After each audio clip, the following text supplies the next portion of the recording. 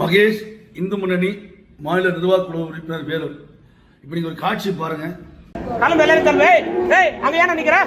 ஏய் எல்லாரும் அனுப்பு. யூனிஃபார்ம் தானே போட்டுக்கிற? அனுப்பு எல்லாரையும்.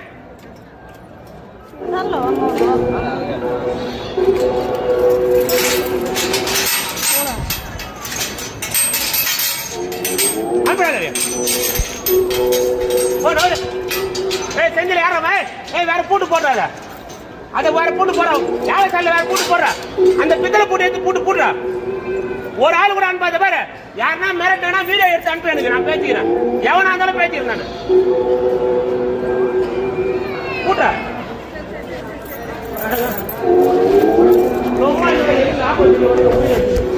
எந்த கோவில்? யார் இவர்?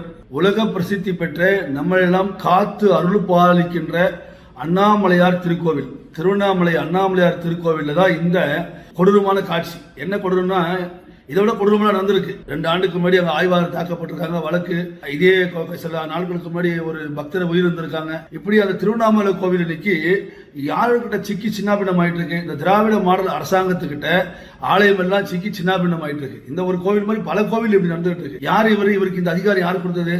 இவர் யாருன்னு சொன்னா பாஸ்கர். இவருக்கு என்ன அதிகாரம் இருக்கு? இவருக்கு என்ன ஒரு விஷயம்னா, இவர் ஏவா வேலுவோட உறவுக்காரர். இன்னும் குறிப்பா சொல்ல போனா ஏவா வேலுவுடைய அமைச்சர் ஏவா வேலுடைய சாதிக்காரர். வேற எந்த ஒரு அதிகாரமோ எந்த வித உரிமையும் இவர் கிடையாது. இவர் எந்த இந்து சமய அறநிலையத்துறை அதிகாரிகளோ அரசாங்கமும் நியமிக்கல. ஆனா அந்த கோவில்ல ஒட்டுமொத்த எல்லா சாமி இவர்கிட்ட தான் இருக்கும். இந்து சமய அறநிலையத்துறை அதிகாரி கோவிலுக்குள்ள வரணும்னு சொன்னா இவர் அனுமதி கொடுத்தா தான் வர முடியும். பலக்கு அப்படிதான் இருக்கு இன்னைக்கு நிலைமை. என்ன ஒரு குரலை உயர்த்தி பக்தியா வணங்கக்கூடிய கோவில்ல எல்லாம் யூனிஃபார்ம் போட்டு அதை போடுறா இதை போடுறா யார் வர பாத்துக்கலாம். யாரோ ஒருத்தர் வந்து கேட்கிறாரு பழகுது. இவர் சட்டம் போடுறாரு. வீடியோ எடுத்து எனக்கு அனுப்பு. சரி, நாளைக்கு திமுக கார கரவேஷ்டி கட்டி வந்தா பேசுவேன். இந்த மாதிரி சொல்லுவியா? பக்தர்களுக்கு மரியாதை கொடுக்கணும். கோவில்ல குறைய சொல்ல கோவிலுக்கு வராதனுடைய மன நிறைவுக்கு கோவிலுக்கு வரா.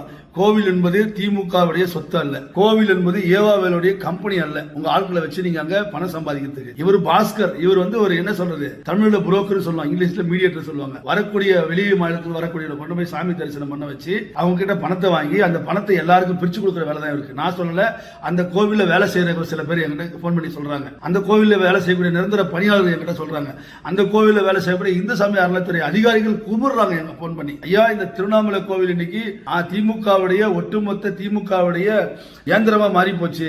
திமுக பணம் சம்பாதிக்கக்கூடிய ஒரு கம்பெனி ஆயிடுச்சு. எல்லாரும் எங்களை மிரட்டுறான். வரவும் போறவெல்லாம் எங்களை அடிக்கிறான், திட்டுறான், மிரட்டுறான், ஒழிச்சிடுவேன், பத்த பண்ணும் இத்த பண்ண யார் தெரியுமா அப்படின்னு மிரட்டுறான்.